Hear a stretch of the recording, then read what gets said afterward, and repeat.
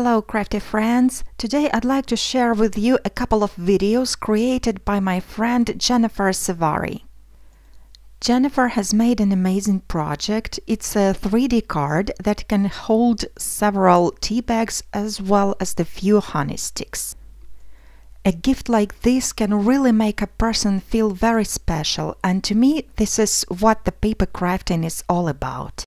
She has also created a second video explaining in detail how you can create different non-standard frames with the paper discovery dies using partial die cutting technique.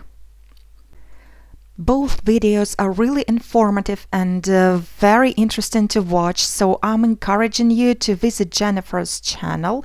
You can see the links to both videos at the end of this video as well as in the description below.